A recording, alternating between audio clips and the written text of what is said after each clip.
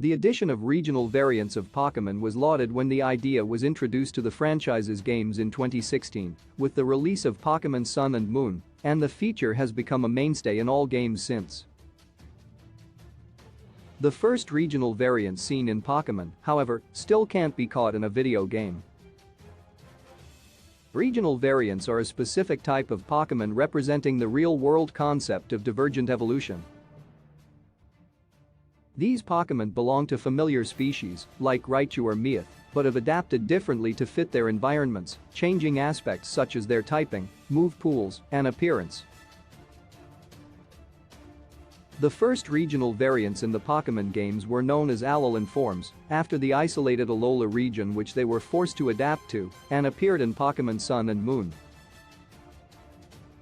Later additions include Sword and Shield's Galar forms, Pokémon Legends Arceus' Hisuian forms, and Scarlet and Violet's Paldean forms. In the early days of the Pokémon anime, prior to the release of Gold and Silver, the series was left with a gap to fill. The new generation of Pokémon were not yet ready, for the most part, and the anime was forced to create a filler arc to bide its time until Johto was fully developed and ready to explore. Thus, the anime writers created a small new region, known as the Orange Islands or Archipelago, as it's called in some cases, where Ash and friends sailed between islands, meeting all sorts of rare and unusual Pokémon, including some sneak peeks at upcoming Pokémon from Johto. Because of its tropical climate, the Pokémon in the Orange Islands adapted differently than those on the land, leading to some distinct visual differences, most notably seen with Butterfree. The Orange Islands version of Butterfree has cream-colored wings and different scale patterns, while lacking the marks that would become its gender identifiers entirely. It was an instant signifier to the audience that the Orange Islands were a very different place from Kanto, and got kids excited for what other rare and new Pokémon they would soon see. Why did Pokémon's anime invent a new type of Butterfree?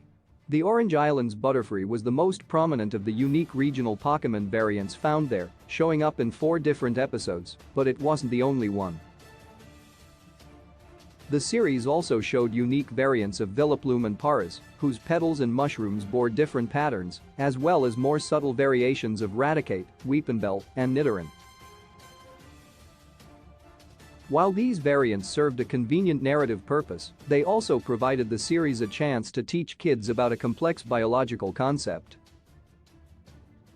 Butterfree was likely chosen as the face of these variants because a butterfly with a different wing pattern was simple and easy to understand, while also presenting its differences in a dramatic fashion.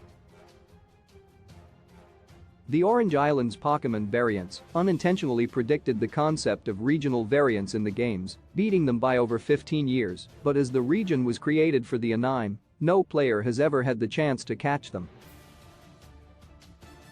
Still, these Pokémon have lingered in the imagination of fans, appearing in fan projects and ROM hacks over the years, if only because that Butterfree variant simply looks too nice to ignore. Still, since Pokémon Go has borrowed unique designs from the anime, such as the first Pokémon film's armored Mutwo and clone Pokémon before, it's always possible that Pokémon fans might finally get their shot at a legitimate Orange Islands Butterfree after Pokémon Sun and Moon introduced regional variants into the games.